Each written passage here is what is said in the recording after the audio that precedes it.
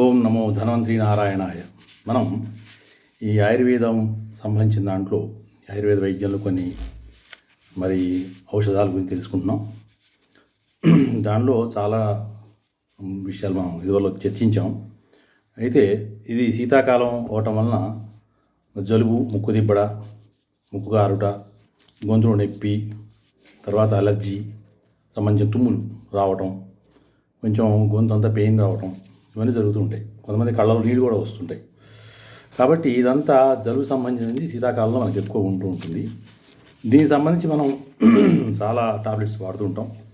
చెస్టిన్ cold అని, Crocin అని, కాల్పాలని, all day అని, ఒకాసెట్ అని, టష్కు అని, ఇంకా చ్యూయింగ్ ఈ స్టెప్స్ ఇవన్నీ కూడా మనం వాడుతూనే ఉంటాం. అయితే అదంతా సరే అల్లోపతి విధానంలో ఉంది. చాలామంది ఇవి తీసుకుని కూడా ఈ యాంటీబయాటిక్ వల్ల కొన్నిటి వలన విసిగిపోయి పనిచేయక కొంచెం బాధలు పడుతూ ఉంటారు. అటువంటి టైంలో ఆయుర్వేదం గుర్తొస్తుంటుంది. అయితే ఆయుర్వేదంలో కూడా వాడుకోవడానికి వీలుగా చాలా ఉన్నాయి. దాంట్లో మనం రెండు రకాలుగా ఎక్కువ మంది చూస్తూ ఉంటాం. మనం సీతాఫలాది చూర్ణం అని ఒకటి, రెండు తాడిశాది చూర్ణం అని రెండు ఉంటాయి. రెండు రకాల చూర్ణాలు ఉంటాయి. అయితే మనం ముందుగా సీతాఫలాది చూర్ణం గురించి తెలుసుకుందాం. అయితే సహజంగా ఈ కార్యక్రమాన్ని మనం చేస్తున్నప్పటికీ ఈ మంచిగా 10 మందికి పనికొచ్చేటువంటి విషయం కాబట్టి తప్పనిసరిగా షేర్ చేయండి. మనకి ఎంతో విలువైనటువంటి సమాచారం ఇంకా మీకు చాలా చెప్తాను ఆయుర్వేదం సంబంధించిన వాటిలో, కాబట్టి తప్పనిసరిగా షేర్ చేస్తారని ఆశిస్తున్నాను. అయితే ఈ సీతాఫల చూర్ణంలో మనం ఈ శీతాకాలం ఎక్కువ వాడుతూ ఉంటాం, జలుబు పరిస్థితులు ఉన్నప్పుడు వాడుతూ ఉంటాం అని చెప్పుకున్నాం. దాంట్లో ఈ రాక్ క్యాండీ అంటే కలకండ సంబంధించింది ఈ చెరకు నుంచి తయారు చేస్తారు, అదొకటి. తర్వాత ఇంకా సిలికాన్ దావాక్షరి అంటారు, అది కొన్ని ఈ పర్వత ప్రాంతాల్లో ఒక రకమైనటువంటి మొక్కని తీస్తారు, అదొక హెర్బల్ మూలిక తీస్తారు. తర్వాత దాల్చిన చెక్క, యాలకులు, పిప్పళ్ళు ఇవన్నీ కలిపి ఒక మిశ్రమంగా తయారు చేసి దాన్ని అంతా కూడా పిండి చేసిన తర్వాత దాన్ని శుభ్రంగా దాన్ని ఒక వస్త్రకాగితం బట్టి మెత్తగా తయారు చేస్తారు. తర్వాత దాన్ని తీసుకోవడం విధానం ఏంటంటే తేనెతో కానీ, లేకపోతే డయాబెటిక్ పేషెంట్స్ అయితే నెయ్యి ద్వారా కూడా తీసుకోవచ్చు. అంటే తప్పనిసరిగా కూడా ఏదో ఒక పదార్థంతో తీసుకోవాల్సి ఉంది ఆయుర్వేదం కాబట్టి దానికి తప్పనిసరిగా నెయ్యి కానీ, లేకపోతే తేనె కానీ. తేనె మనకి రాదు కాబట్టి డయాబెటిక్ కూడా నెయ్యితో కూడా తీసుకోవచ్చు. సరే, ఆ విషయం చర్చిద్దాం. అయితే ఈ సీతాఫల చూర్ణం దగ్గు కానివ్వండి, శ్వాసకోశ వ్యాధులు కానివ్వండి, క్షయ సంబంధించిన వాళ్ళకి కానివ్వండి, ఉబ్బసం వాళ్ళకి కానివ్వండి, వీళ్ళందరికీ కూడా చాలా మేలు చేస్తుంది. శ్లేష్మం అడ్డుపడటం వలన, గొంతులో శ్లేష్మం అడ్డుపడటం వలన ఇవి కొంచెం ఊపిరి ఆడినట్టుగా ఇబ్బందిగా ఉంటుంది. అది మొత్తం కూడా ఈ సీతాఫల చూర్ణం నివారిస్తుంది. ఏం చేస్తుంటే ఈ శ్లేష్మాన్ని బయటికి పంపించేయడానికి మనకి తెవణలాగా వచ్చి ఈ మందు తీసుకున్నప్పుడు బయటికి వెళ్ళిపోతుంది. దానివల్ల మనకి ఊపిరితిత్తులు కానీ ఇవన్నీ కూడా మనకి ఫ్రీ అవుతాయి. ఈ వాయు శ్వాస గొట్టాలు, నాళాలని కూడా ఫ్రీ అవుతాయి. ఎప్పుడైతే ఈ శ్లేష్మం బయటికి వెళ్ళిపోతుందో అప్పుడు మనకి ఫ్రీగా గాలి ఆడటం హాయిగా ఉంటుంది. ఆ విధంగా పనిచేస్తుంది. అట్లనే ఇంకా అరికాళ్ళ మంటలు, అరిచేతుల మంటలు, ఈ భాగంలో వచ్చేటువంటి మంటలు, ఇవన్నీ కూడా ఈ యొక్క సీతాఫల చూర్ణం నివారిస్తుంది. అయితే ఇంకా అగ్నిమాధ్యాన్ని నివారిస్తుంది. అంటే శరీరం అంతా ఊదరగా అనిపించడం, వేడిగా ఊదరగా అనిపిస్తుంది. పైకి జ్వరం కనిపిస్తుంది కానీ చాలా మనకే ఏదో ఉక్కిపోతున్నట్టు అనిపిస్తూ ఉంటుంది వేడి వలన. నాలుగు మొద్దుబారటం, తర్వాత రుచి తెలియకపోవడం, తర్వాత ఒక పక్కగా కనుబొమ్మలో వచ్చే పార్శ్వ నొప్పి అంటారు, ఆ నొప్పి, ఇంకా ఈ నాలుగు రుచి లేకపోవడం చెప్పుకున్నాం కదా, ఈ విషయాలన్నింటినీ కూడా పనిచేస్తుంది అది ఈ యొక్క సీతాఫల చూర్ణం. దీన్ని తీసుకోవడం వలన ఈ సమస్యలన్నీ కూడా పోతాయి. కాబట్టి ఇంకా ఈ నాలుక సంబంధమైన దాంట్లో అరుచి ఎప్పుడైతే వస్తుందో దాంట్లో రుచి మొగ్గలు సక్రమంగా పనిచేయవు ఈ జలుబు టైంలో. అప్పుడు రుచి మొగ్గలకి చైతన్యం తీసుకొచ్చి చాలా బాగా మనకు రుచి తెలిసేలా ఈ సీతాఫల చూర్ణం మనకి పనికొస్తుంది. తర్వాత జ్వరాలను తగ్గిస్తుంది. పిత్త సంబంధమైనటువంటి వాటిని బ్యాలెన్స్ చేస్తుంది. అంటే పిత్త సంబంధమైనది ఎక్కువ జలుబు, పైత్యము, వేడి, దీనికి సంబంధించింది దీన్ని బ్యాలెన్స్ చేస్తుంది సీతాఫల చూర్ణం. తర్వాత వేడి చేసే దగ్గు అయినా కానివ్వండి, లేదా ఫ్లమ్తో వచ్చే దగ్గు, అంటే వేడి చేసే దగ్గు అయినా ఫ్లమ్తో వచ్చే తడి దగ్గు, ఈ రెండింటికి కూడా ఈ సీతాఫల చూర్ణం బాగా పనిచేస్తుంది.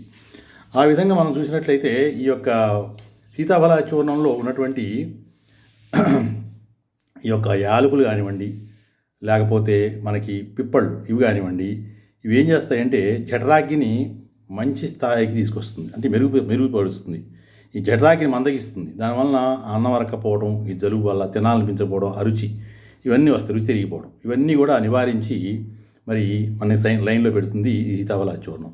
కాబట్టి ఇక జ్వరం వేడి వల్ల ముక్కు నుంచి కొంచెం ఎర్ర రక్త చారలతో కూడినటువంటి నీళ్లు కనిపిస్తూ ఉంటాయి, ఒకసారి ఎర్రగా చీతే కొంచెం కనిపించడం, అవన్నీ కూడా వేడి ఊదర వల్ల వస్తుంటాయి.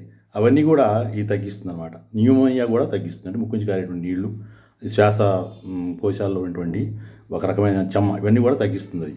కాబట్టి ఇంకా దీంట్లో చెరకు చక్కెర సంబంధమైనటువంటిది వాడటం వల్ల ఏమవుతుందంటే ఈ మిగతా హెర్బ్స్ మూలికలనేటువంటి భాగాల్ని ఈ చెరకు నుంచి తీసుకుంటారని చెప్పానే, చక్కెర లాంటి పదార్థం, అది లోతుగా తీసుకెళ్ళి కణజాలని పనిచేయడానికి సహాయపడుతుంది. అందుకే దాన్ని కూడా కలుపుతారు దాంట్లో.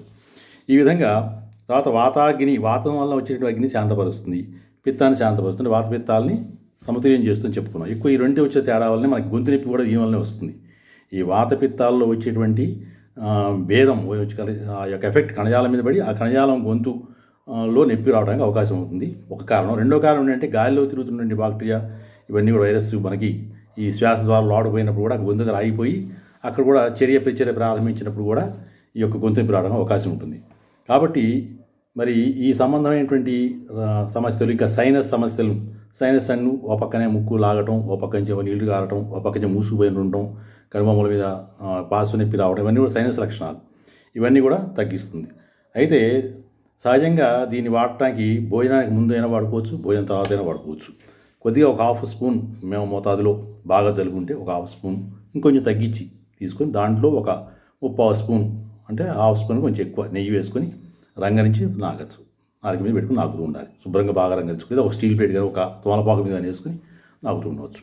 లేదు డయాబెటిక్ కాని వాళ్ళు అయితే, మరి మామూలు వాళ్ళు అయితే వాళ్ళు తేనె వేసుకుంటే బాగుంటుంది. తేనె చక్కగా ఒక 3/4 చెంచా తేనె, ఒక 1/2 చెంచా కంటే కొద్ది తక్కువగా తీసుకోవాలి. దీన్ని ఈ యొక్క సీతాఫల చూర్ణం రెండు బాగా రంగరించి నాగాలి.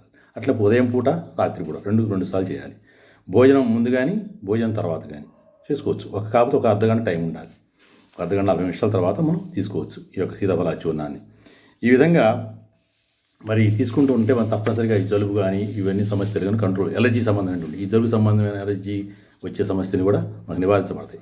అయితే జలుబు ప్రారంభంలో ఉంటే మనకి ముక్కు నుంచి నీరు కారటం జరుగుతూ ఉంటుంది, గొంతు నొప్పి ఇవన్నీ చెప్పుకున్నాం కదా. ఇంకా ఈ సీతాఫల చూర్ణం మనకి ఈ దీంట్లో ఉన్నటువంటి హెర్బ్స్ వలన కాలేయం మీద మంచిగా పనిచేసి ఆరోగ్యాన్ని తీసుకొస్తుంది, కాలేయానికి మూత్రపిండాల మీద పనిచేస్తుంది. ఈ విధంగా మనకి ఈ యొక్క ఎంతో ఉపయోగం సీతాఫల చూర్ణం వలన ఉంది. దీనివల్ల సైడ్ ఎఫెక్ట్స్ ఏమి ఉండవు, మంచిగా వాడుకోవచ్చు. అయితే కొంతమంది రోజు మరి ఇట్లా జలుబుగా ఉంటున్నవాడు, కొంతమందికి ఈ రోగనిరోధక శక్తి తక్కువగా ఉన్నవాడు కూడా వాడుతుంటారు, వాడుకోవచ్చు, తప్పేం లేదు. అయితే రోగనిరోధక శక్తి బాగా పనిచేస్తుంది కాబట్టి కొంచెం తక్కువ మోతాదులో తీసుకోవాలి, రోజు తీసుకునేవాళ్ళు. అయితే లేదు జలుబు అప్పుడైతే కొంచెం మన జలుబు స్థాయిని బట్టి కొంచెం ఎక్కువ తీసుకున్నా ఇంకా సైడ్ ఎఫెక్ట్స్ లేవు, అందరూ వాడవచ్చు, శుభ్రంగా మంచిగా పనిచేస్తుంది. దీంట్లో ప్రమాదకరమైన మూలికలు ఏమీ లేవు. ఆ విధంగా చేసుకుని ఇంకా ఈ రోజుల్లో ఏం జరుగుతుందంటే ఈ గిలాయి స్తంభం ఒకటి వస్తుంది. గిలాయి సంబంధించిన మొత్తం ఆకులు కాండం వాడి తయారు చేసినటువంటి ఒక రకమైన పొడి. కొంతమంది మనకి ఇప్పుడు వైద్య సంబంధమైనటువంటి ఆయుర్వేద వైద్యంలో పరిశోధన చెప్తున్నాయంటే ఈ సీతాఫల చూర్ణంలో దాన్ని కూడా కొద్దిగా వేసుకొని ఈ రెండు కలిపి రంగరించి తేనె ద్వారా కానీ నెయ్యి ద్వారా వేసుకుని ఇంకా బాగా ఎఫెక్టివ్గా పనిచేస్తుంది. అంటే ఈ గిలాయి అనేటువంటిది తిప్పతీగ. ఈ గిలాయి ఏం చేస్తుందంటే రోగనిరోధక శక్తిని బాగా ఇంప్రూవ్ చేస్తుంది. దానివల్ల బయట నుంచి వచ్చేటువంటి ఈ ఎలర్జీ సంబంధం మన మీద ఎఫెక్ట్ కాకుండా ఉంటాయి. ఈ విధంగా మనం ఈ భాగంలో మరి సీతాఫల చూర్ణం గురించి తెలుసుకున్నాం. ఈ సీతాఫల చూర్ణం మీకు ఈ డబ్బాలు ఆయుర్వేద షాపులో ఉంటూ ఉంటాయి. ఈ విధంగా ఉంటాయి సీతాఫల చూర్ణం డబ్బాలు. దాన్ని మీరు తీసుకుని ఆయుర్వేద షాపులో వాడితే ఇస్తారు కాబట్టి దాన్ని మీరు వాడుకొని శుభ్రంగా ఆరోగ్యాన్ని పొందవచ్చు. తప్పనిసరిగా ఈ విషయాల్ని మన మిత్రులందరికీ కూడా షేర్ చేయండి. మరి మంచి విషయం కాబట్టి, ఆరోగ్యంగా మనకు వచ్చే విషయం కాబట్టి తప్పనిసరిగా షేర్ చేస్తారని నేను ఆశిస్తున్నాను. ధన్యవాదాలు.